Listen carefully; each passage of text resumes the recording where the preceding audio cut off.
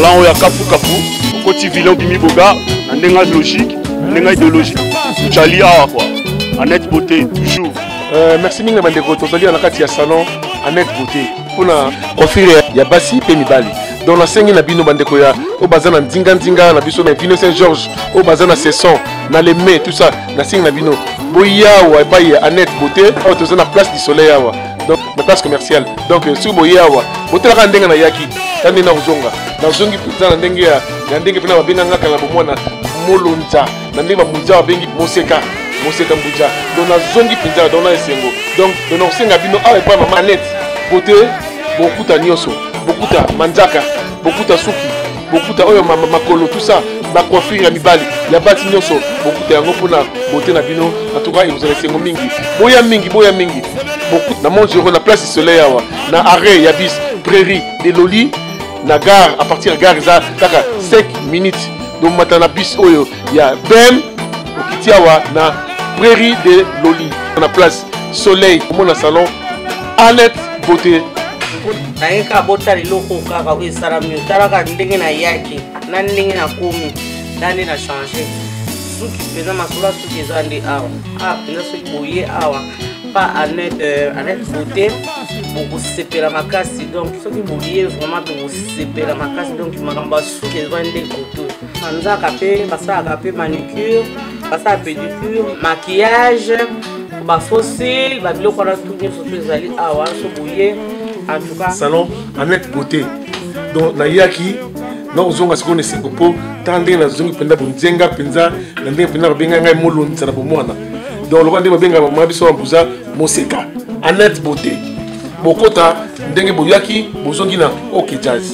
Oya tuka na confirmer. Mama Annette Beauté muito linda. Bana Brésil bozomona nina kombi.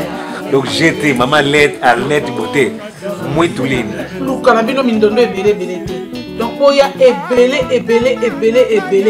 oya awe pa leki nanga Annette Kalema oya kosala manzaka pe suki donc kitoko ezali awa mibali pe ba okatsa suki basi pe ba osala suki makolo makamu surtout tout est bon ici ya on a sengi bino ya ebele awa e pa ya leki nanga Annette Kalema na un place du soleil na Montgeron à 91 230. Nous sommes ouverts tous les jours, en fait, à partir du mardi au samedi, donc de 10h à 19h30 sans interruption. Donc voilà. Ah ouais, ils ont salon Annette coiffure, donc ils ont base, play, base à photo. Donc à 12 ans, on a un staff Annette Beauté. Ouais, salon de coiffure au Simbi. 91. 12 ans, na Vigné, précisément, na Loli. Donc Annette Beauté, na Simbi, Moussalo. Donc, il y a 2 ans pour coiffeur. Il y a un coiffeur. Nous avons un coiffeur. Donc, vraiment, nous allons aller à rendez-vous tous les week-ends. Ma jeune Boga, au Bolingo Sala Beauté. Vraiment, Annette Beauté. On s'est fait Sabino. La Manzaka, la coupe, la coiffure, tout Bolinga, Bassi, Mibali, Bana, tout. Donc, ça les a ouvert de 10h à 20h. De mardi à dimanche. Donc, vraiment, ça a plaisir à trop. Ici, on va coiffer Bazawa, comme coiffeur Chirali. On va faire ça, on veut beaucoup de grand coiffeur. MKS, Namoro aussi le terrain, grand coiffeur.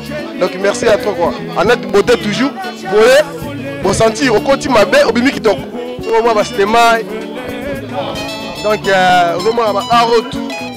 Vigné sur scène chez Annette Beauté. Les arbres ça coiffe on est art donc chez Annette Beauté. Sur moi là donc que nous musicaté Vigné sur scène chez Annette Beauté. Gela ovema bugumesa ngingoto na pesi bala ngingoto moti grand coiffeur yo gela ovema mukonza ngingoto na pesi